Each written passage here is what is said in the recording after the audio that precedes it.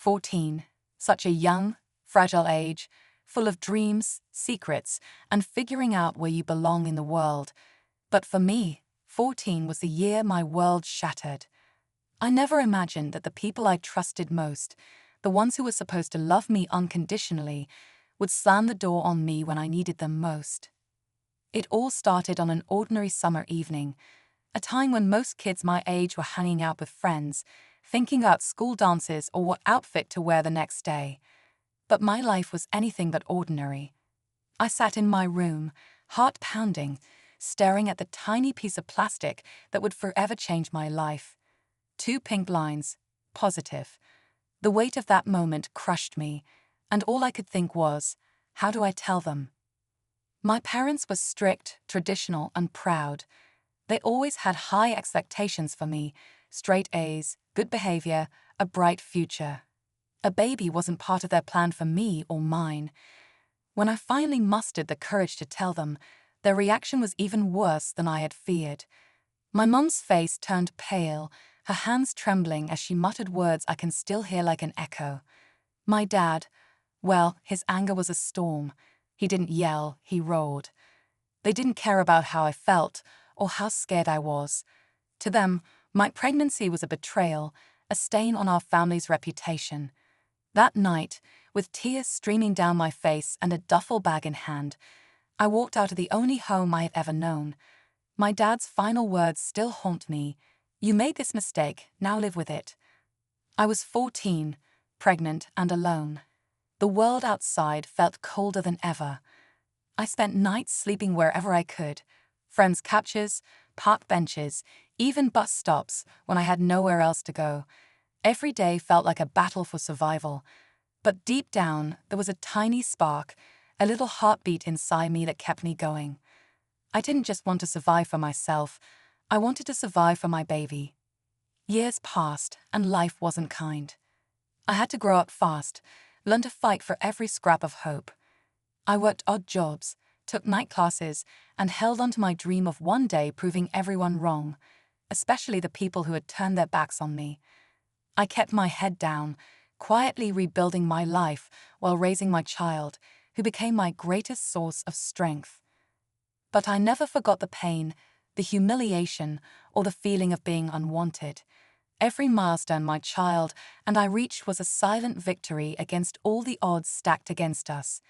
And every step brought me closer to the moment I'd been waiting for, the day I'd walk back through those doors, no longer the scared, broken teenager they had cast out, but a strong, independent woman who had built her own life.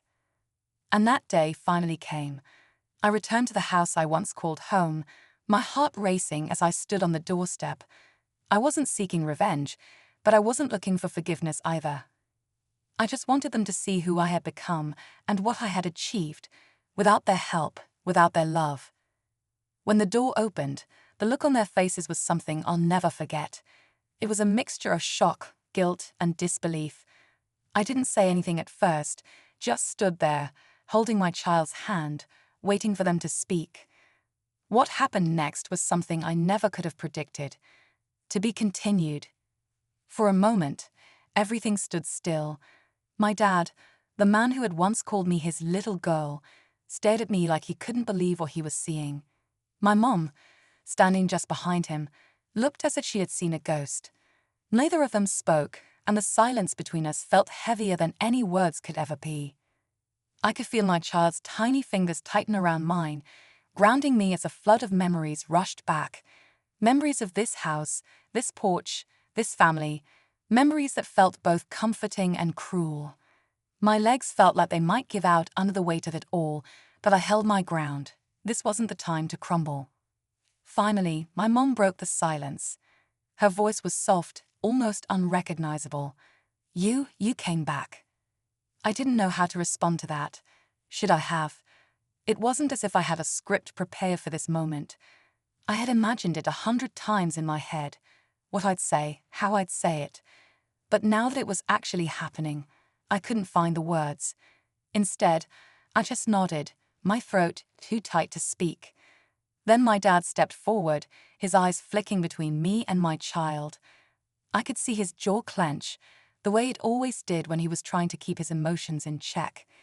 He was never the kind of man to show vulnerability, but there was something in his expression, something I hadn't seen before. Regret, shame, I couldn't tell. "Who's this?" he asked, his voice gruff but quieter than I expected. I glanced down at my child, who was looking up at me with wide, curious eyes. "This is my son," I said, my voice steady despite the lump in my throat. "Your grandson." The words hung in the air like a challenge, daring them to deny the truth. My mum's hand flew to her mouth, her eyes filling with tears. My dad, however, just stood there, staring at my son like he was trying to process what I had just said. There was so much I wanted to say to them in that moment, so many questions I wanted to ask. Why didn't you look for me? Did you ever wonder where I was, or if I was okay? Did you regret kicking me out? But I couldn't. Not yet. Instead, I focused on the little boy by my side. He was the reason I was here, the reason I had survived all those years on my own. I wanted him to see where I came from, to know that no matter how broken our family was, it was still a part of his story too. But as much as I wanted this to be a peaceful reunion, I could feel the tension simmering just beneath the surface. My dad's silence was like a ticking time bomb, and I knew it was only a matter of time before it exploded. "Why now?" he finally asked, his voice cold and sharp. "Why come back after all this time?" I met his gaze, refusing to back down. Because I needed to. For me, for him. It wasn't the answer he was looking for, but it was the truth. I didn't come back to make them feel better or to mend what had been broken. I came back for myself, to face the past and finally let go of the anger that had been eating away at me for years. My mom stepped forward, her hand reaching out as if she wanted to touch me but wasn't sure if she had the right. "We thought," her voice cracked, and she took a shaky breath. "We thought we'd never see you again." I didn't know what to say to that. Part of me wanted to scream, "You didn't see me because you didn't want to." But another part of me, the part that had spent years wishing for their love and acceptance, wanted to believe her. "Can we talk inside?" she asked, her voice trembling. I hesitated, my hand tightening around my son's. Stepping back into that house felt like stepping into a time capsule, a place frozen in the worst moments of my life. But I nodded. I had come this far. I couldn't turn back now. The house smelled the same. It looked the same too, right down to the old family photos on the walls. There was one of me as a little girl, sitting on my dad's shoulders, both of us laughing. I hadn't thought about that day in years, but seeing the picture brought it all back. We sat in the living room, the silence between us louder than any argument we could have had. My mom kept stealing glances at me, her hands twisting nervously in her lap. My dad sat rigid in his chair, his eyes fixed on the floor. I could tell they didn't know where to start, and honestly, neither did I. How do you begin to unpack years of pain and betrayal? How do you find the words to explain what it feels like to be abandoned by the people who are supposed to love you the most? But before I could figure out what to say, my mom spoke. "We make mistakes," she said, her voice barely above a whisper. "We were scared, angry. We didn't know how to handle it, and we handled it all wrong." Her words caught me off guard. I had waited so long to hear something like that, but now that I was hearing it, it didn't feel the way I thought it would. It didn't erase the years of struggle or the nights I cried myself to sleep, wondering why I wasn't enough for them. "I didn't need you to handle it perfectly," I said, my voice trembling with emotion. "I just needed you to be there." My dad flinched at my words, and for the first time I saw a crack in his armor. He looked up at me, his eyes filled with something I couldn't quite place. Regret? Sadness? Love? "We thought we were doing the right thing," he said, his voice heavy. "We thought pushing you out would make you stronger, make you realize how serious this was, but we were wrong." His words hit me like a punch to the gut. I wanted to believe him, but it was hard to reconcile the man sitting in front of me with the man who had told me I wasn't welcome in his house all those years ago. "I didn't come here for an apology," I said, my voice firm. "I came here because I needed to face this, for myself, for my son, But forgiveness, that's going to take time. They both nodded, their faces heavy with emotion. It was clear they wanted to say more, but the words seemed to escape them. And as I sat there, in the house that had once been my whole world, I realized that this wasn't the end of the story, it was just the beginning. Because the truth was, coming back wasn't just about confronting them.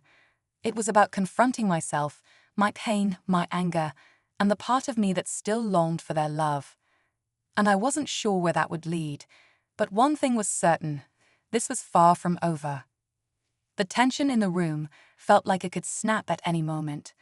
My son sat quietly on the edge of the couch, his wide eyes darting around, taking in every detail of the room. This was as unfamiliar to him as it was painfully familiar to me. I wondered if he could feel the weight of the silence, the way it pressed down on my chest like a stone. My mom cleared her throat and offered him a small, hesitant smile. "What's your name, sweetheart?" she asked softly, her voice trembling like she was afraid of scaring him off. "Ethan," he replied, his voice small but steady. He didn't look at her, though. Instead, he turned to me, silently asking if it was okay. I gave his hand a reassuring squeeze. "Well, Ethan, it's nice to meet you," my mom said, her smile widening just a little. She leaned forward, her hands clasped together, as if she was holding herself back from reaching out to him. I could see the pain in her eyes, the longing to connect with the grandson she hadn't known existed until minutes ago. But Ethan wasn't ready for her warmth, and honestly, neither was I.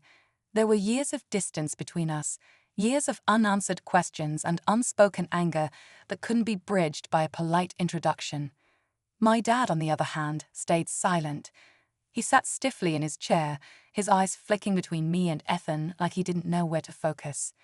He had always been the strong, stoic type, but now he just looked lost. "What have you been doing all these years?" my mom finally asked, her voice hesitant, as if she wasn't sure she had the right to ask. I looked at her, my jaw tightening. "Surviving," I said simply. "Working, studying, raising my son. All the things I had to figure out on my own because I didn't have anyone to help me." She winced at my words, but I didn't regret saying them. They needed to know the truth, the whole truth, not just the parts that made them feel better about themselves. "It wasn't easy," I continued, my voice steady but full of emotion. "There were nights when I didn't know where we'd sleep or what we'd eat, but I made it through. I did what I had to do to give Ethan a good life." My dad finally spoke, his voice low and gruff. "You're stronger than I thought," he said, almost as if he was talking to himself. His words should have felt like a compliment, but they didn't. They felt like an excuse, a way for him to justify what he had done. I wanted to yell at him, to tell him that I shouldn't have had to be strong. But I didn't, not yet. Instead, I turned to Ethan, who was still holding my hand. "Why don't you go play in the backyard for a little while?" I said gently. "I'll be right here." He nodded and slipped off the couch, his little legs carrying him toward the sliding glass door. I watched him go, my heart aching with both love and guilt. He didn't deserve to be caught in the middle of this mess, but he was a part of it now. Once he was outside, I turned back to my parents, my gaze sharp and unyielding. "I don't know what you're expecting from me," I said, my voice cold. "But I didn't come here for a reunion. I came here because I needed closure. For myself, for Ethan." My mom's eyes filled with tears, but she didn't look away. "We made a mistake," she said, her voice breaking. "A terrible mistake, and we've regretted it every single day since you left." I wanted to believe her. I wanted to believe that they had missed me, that they had spent sleepless nights wondering where I was and if I was okay. But the scars they left on me were still too fresh, too raw. "Then why didn't you look for me?" I demanded, my voice rising. "Why didn't you try to fix it? You just let me go, like I didn't matter." My dad looked down at his hands, his shoulders slumping. "Because we were ashamed," he admitted quietly. "We didn't know how to face what we had done, so we didn't, and that was wrong." I stared at him, trying to process his words. Part of me felt a flicker of understanding. an acknowledgement of the fear and pride that had driven their actions. But another part of me, the part that had spent years feeling abandoned and unloved, wasn't ready to forgive them. "You don't get to feel sorry for yourselves," I said, my voice sharp. "You don't get to play the victims in this story. You made your choice, and I had to live with the consequences." My mom started to cry, silent tears streaming down her face as she clutched a tissue in her trembling hands.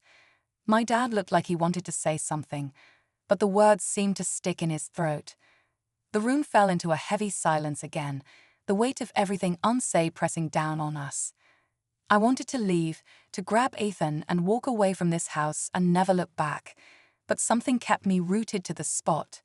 Maybe it was the small part of me that still hoped for some kind of resolution. The sound of Ethan's laughter drifted in from the backyard, and we all turned toward the window. He was chasing a butterfly, his face lit up with pure joy. For a moment, the tension in the room eased, and we all just watched him, united by our love for the little boy who had unknowingly brought us back together. "I want to know him," my mom said softly, her voice breaking the silence. "I want to be a part of his life, if you'll let me." Her words hung in the air, and I didn't know how to respond. Could I trust them with Ethan? Could I let them into his life after everything they had done to me? The answer didn't come to me right away, but one thing was clear: this wasn't going to be easy. The wounds between us were deep, and the road to healing would be long and uncertain. For now, all I could do was take it one step at a time. The sun began to dip lower in the sky, casting long shadows across the backyard. Ethan's laughter still echoed faintly as he explored, blissfully unaware of the storm brewing inside. My mom had stepped into the kitchen, busying herself with something, anything, to keep her hands moving. My dad stayed in his chair, staring into the distance like he was lost in his own regrets. I sat there, the weight of their words pressing down on me. My mom's plea to be part of Ethan's life had cracked something open inside me, something I wasn't ready to confront. Could I trust her? Could I trust either of them? And more importantly, was it fair to bring Ethan into a relationship that might only hurt him in the end? "Why now?" I finally asked, breaking the tense silence. My voice was quiet, but laced with the frustration that had been building inside me. "Why do you want to fix things now, after all this time?" My dad looked at me, his expression weary. "Because we're running out of time," he said simply. The weight of his words hit me like a punch to the gut. It wasn't just an apology. They were admitting something deeper, something they hadn't said outright before. My chest tightened as a dozen unspoken questions flooded my mind. But before I could ask any of them, my mom returned, holding a tray with glasses of water. "We don't have any excuses," she said softly as she set the tray down on the coffee table. "We've spent years trying to forget what we did, but we couldn't, and we shouldn't have." But now, she hesitated, her eyes darting to my dad, who gave her a small, encouraging nod. "Now what?" I pressed, my voice sharper than I intended. She sat down across from me, wringing her hands together. "Your father's been sick," she said, her voice trembling. "And we realized we don't have much time left to make things right." Her words hung in the air like a heavy fog, and for a moment I couldn't breathe. I looked at my dad, searching his face for confirmation, for some sign that this wasn't true. But the exhaustion in his eyes, the way he seemed to sag under the weight of the truth, it said more than words ever could. "What do you mean sick?" I asked, my voice barely above a whisper. "Cancer," my dad said quietly, "stage 4. The room seemed to spin, and I gripped the edge of the couch to steady myself. Of all the things I had expected to hear today, this wasn't one of them. My anger, my resentment, all the emotions I had been holding onto for so long, they didn't disappear, but they shifted, tangled with a new wave of confusion and pain. "How long have you known?" I asked, my voice shaking.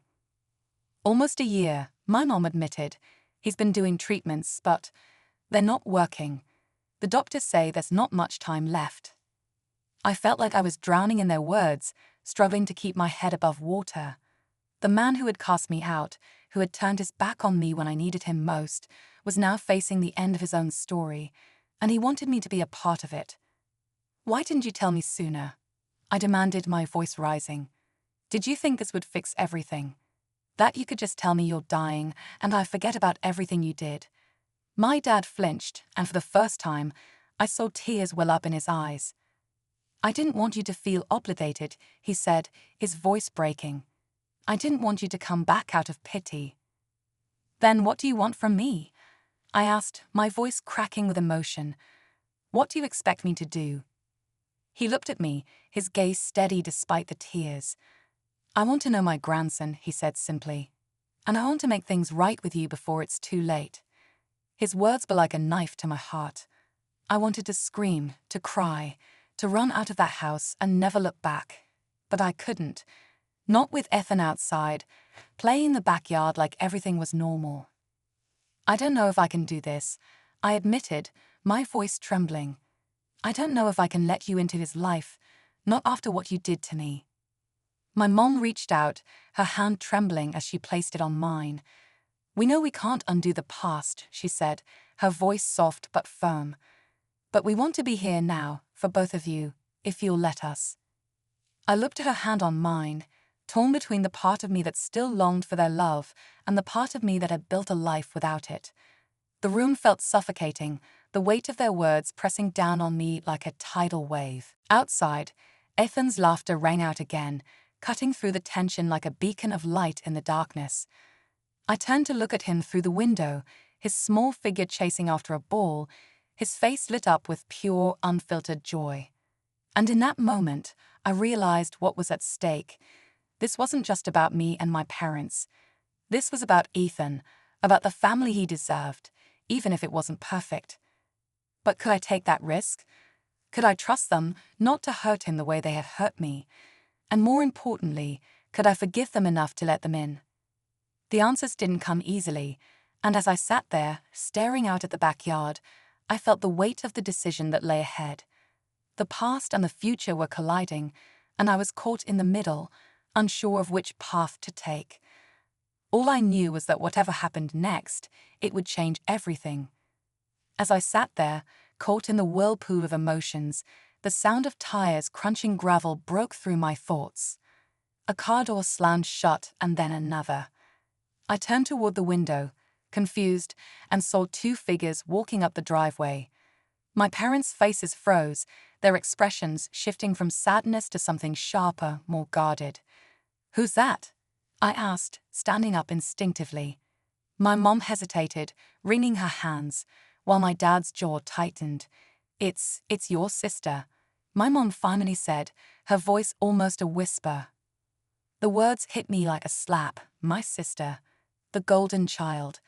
The one they had kept, nurtured, and loved while I had been thrown out to fend for myself. The sister who, as far as I knew, had never reached out to find me or ask what had happened. I felt a rush of emotions: anger, betrayal, confusion. They had never mentioned her during this conversation, never even hinted at the fact that she might still be in their lives. And now here she was, walking up the driveway like she belonged here, like nothing had changed. Before I could process what was happening, the front door opened and there she was. Older, of course, but still the same, her hair perfectly styled, her clothes immaculate, her confidence radiating from every step.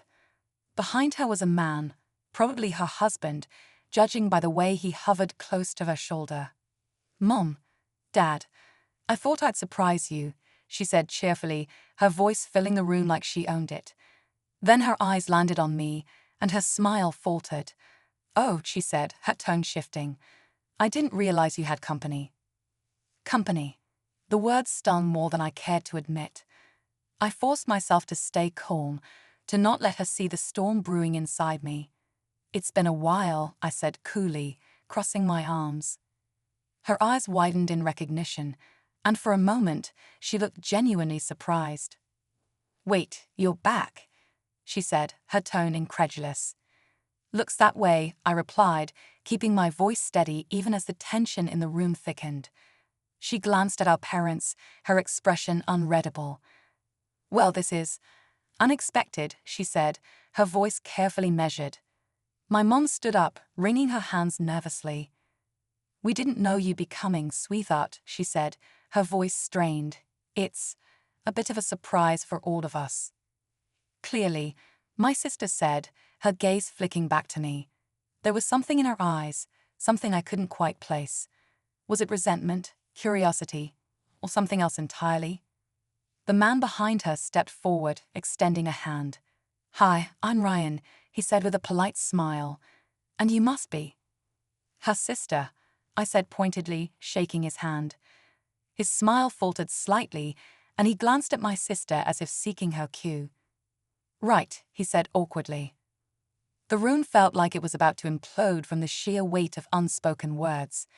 My sister took a step closer, her arms crossed as she studied me. So, what brings you back after all this time? She asked, her tone sharp. I stared at her, trying to decide if she was genuinely curious or just looking to pick a fight. I could ask you the same thing, I said, deflecting her question. She raised an eyebrow, clearly unimpressed. I live here, she said, her tone dripping with superiority. Well, not here, but nearby. I visit Mom and Dad all the time. Of course she did. The golden child, the perfect daughter. She had never been cast out, never been made to fend for herself. She didn't know what it was like to struggle, to be alone, to fight for every scrap of dignity and survival.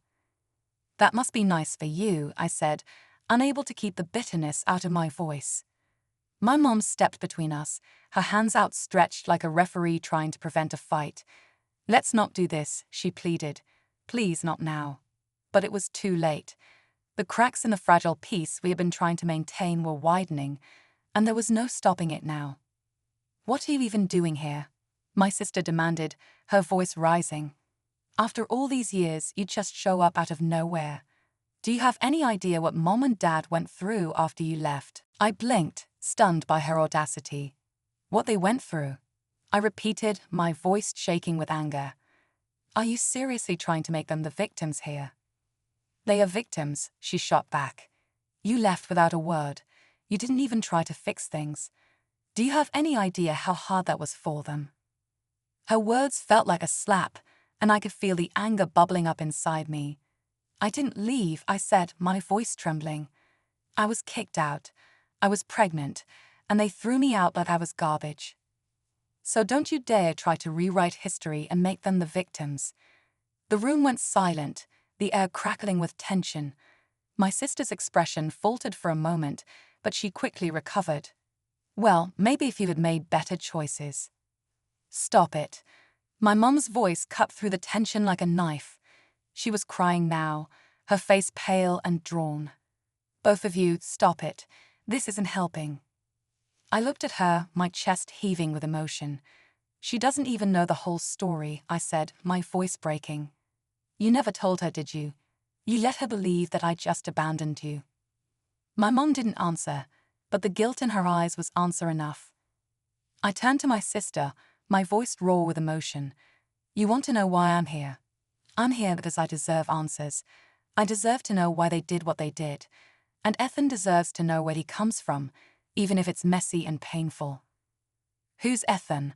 My sister asked, her voice softening slightly. My son, I said, my voice firm. Your nephew. Her eyes widened in shock, and for a moment she was speechless. The silence stretched on, heavy and suffocating, until it was broken by the sound of Ethan's small footsteps as he ran back into the room. Mummy, look, he said, holding up a dandelion he had plucked from the yard. I knelt down, forcing a smile as I took the flower from him. It's beautiful, sweetheart, I said, my voice trembling. Behind me, I could feel their eyes on us, my mom, my dad, my sister. The weight of their gazes was almost too much to bear. This was the moment everything had been building toward, and I had no idea what would happen next. All I knew was that the secrets we had all been carrying were finally coming to light, and there was no turning back now. Ethan's laughter filled the room as he dashed around, completely oblivious to the heavy silence that had settled between the adults. My sister's gaze lingered on him, her expression shifting from surprise to something softer, something almost like regret. My mom reached for my dad's hand, holding it tightly, and for the first time, I noticed how frail he looked. His shoulders sagged, and his face was etched with a kind of exhaustion that went beyond physical pain. "Ethan," my dad said gently, his voice shaking. "Come here, buddy." Ethan hesitated, glancing at me for reassurance. I nodded, and he walked over to where my dad was sitting. My dad smiled, but it didn't quite reach his eyes. He knelt down so that he was at Ethan's level, his hands trembling as he reached out. "You're a strong boy," my dad said, his voice thick with emotion. "Just like your mom." Ethan grinned, oblivious to the weight of the moment, and hugged my dad tightly. Watching them, I felt a lump rise in my throat. I had spent so many years resenting my parents, carrying the scars of their rejection, and now here I was, seeing my father crumble under the weight of his own guilt. My sister shifted uncomfortably, her gaze darting between Ethan and our dad. "Why didn't you ever tell me about him?"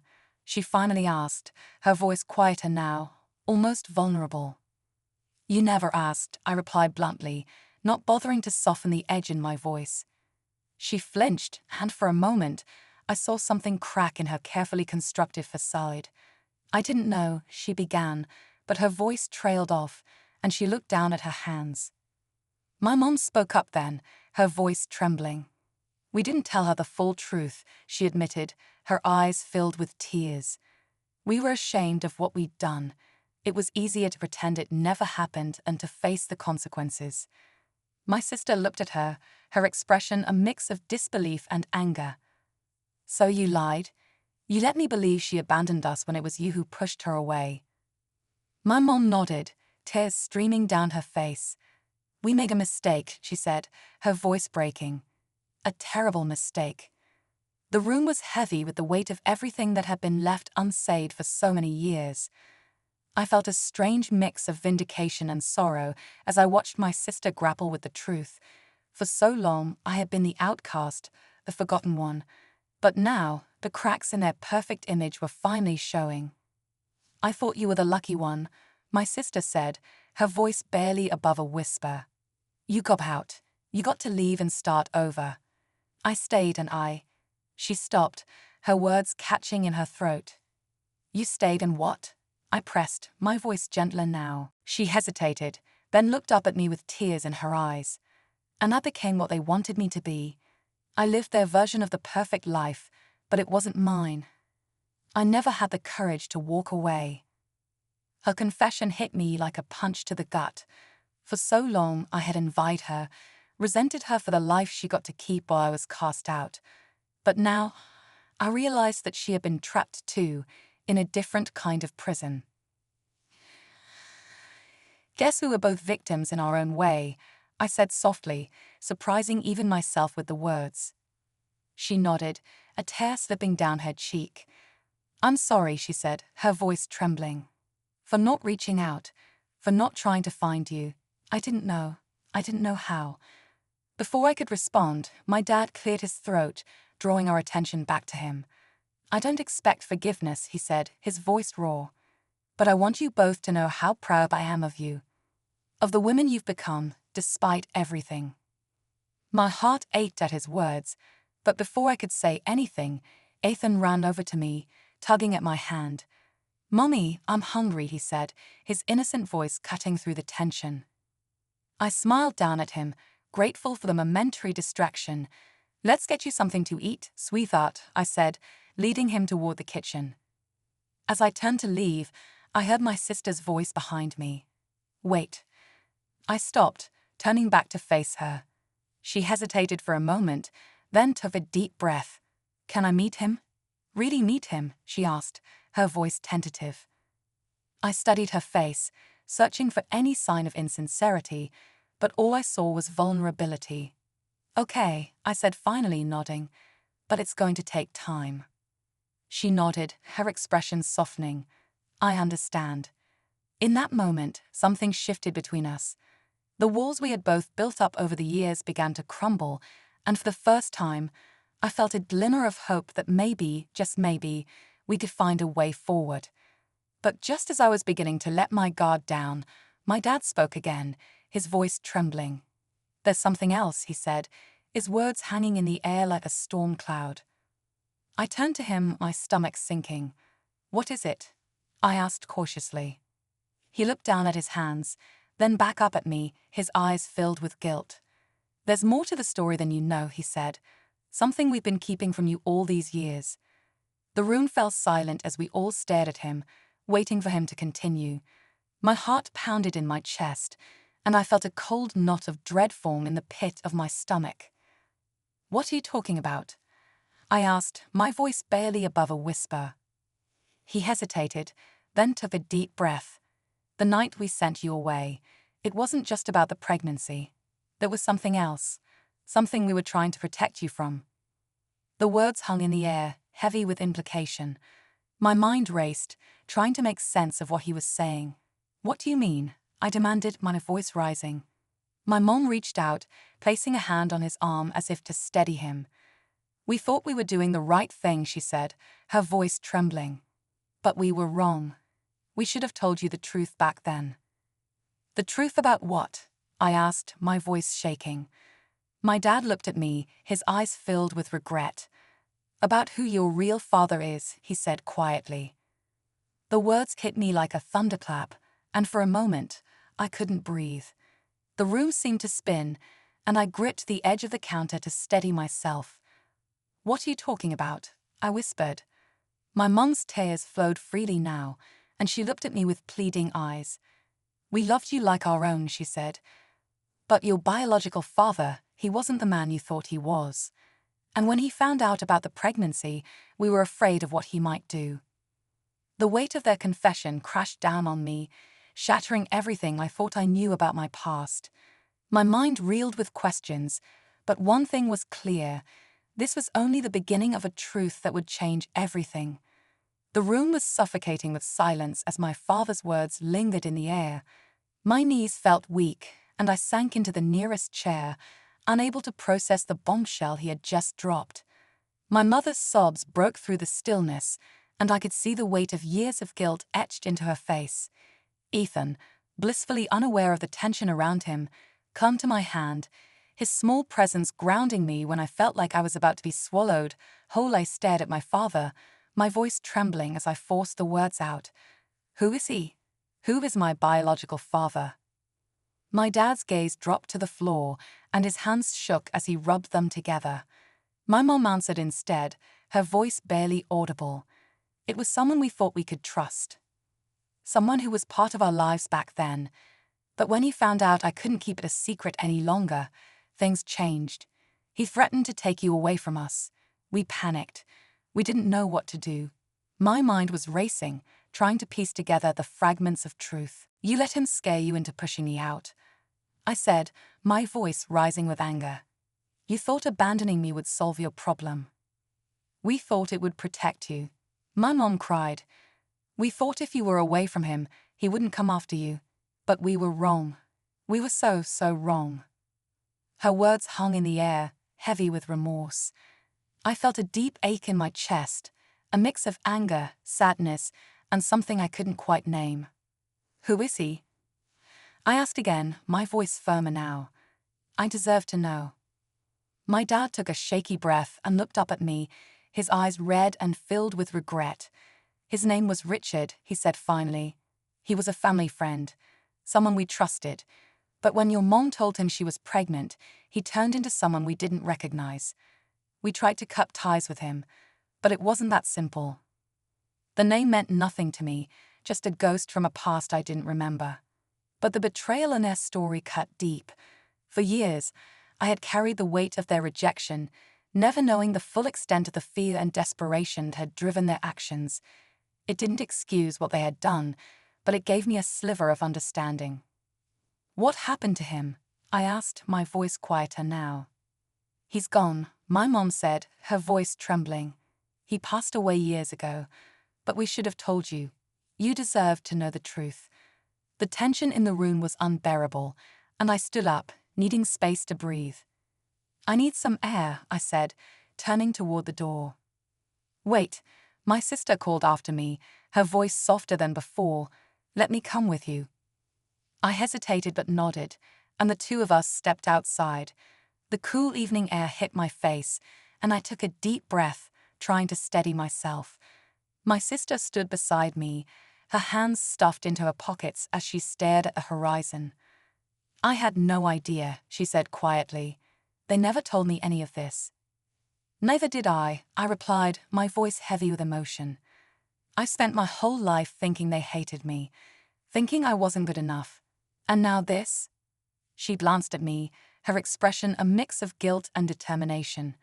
"I know I can't change the past, but I want to do better," she said.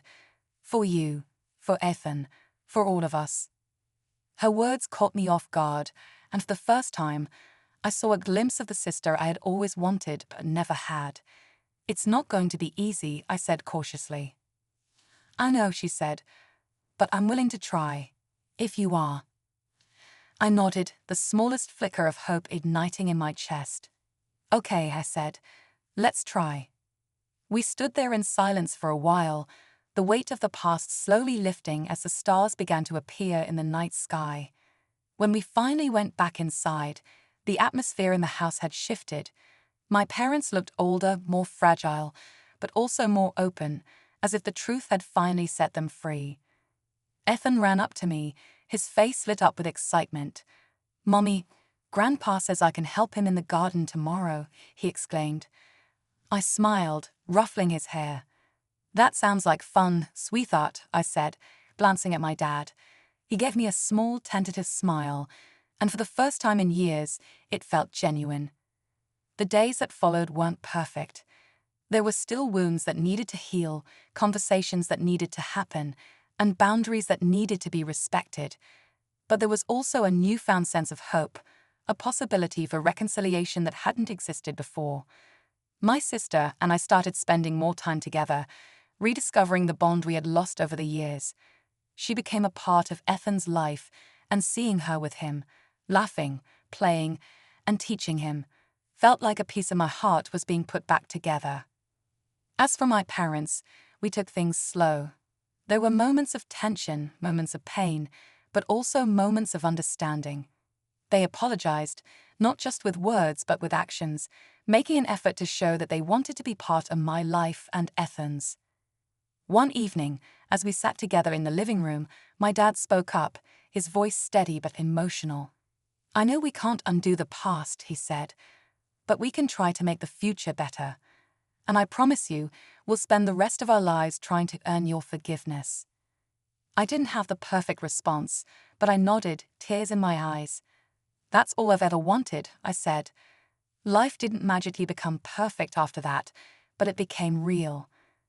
The secrets that had once torn us apart were now out in the open, and with that honesty came the chance to rebuild. As I tucked Ethan into bed one night, he looked up at me with his bright, curious eyes. "Are we going to stay here forever, Mommy?" he asked. I smiled, brushing a strand of hair from his forehead. "I don't know, sweetheart," I said. "But for now, we're where we're supposed to be." And for the first time in a long time, I truly believed it. The journey that had brought me back here was painful, messy, and complicated, but it was also necessary. It had given me a chance to confront my past, to find answers, and to start anew. The past would always be a part of me, but it didn't define me. What mattered now was the future, the family I was building with Ethan, the bridges I was mending with my parents, and the bond I was rediscovering with my sister. As I sat there in the quiet of the night, watching Ethan drift off to sleep, I felt a sense of peace I hadn't felt in years. The journey wasn't over, but for the first time, I felt like I was on the right path, and that was enough.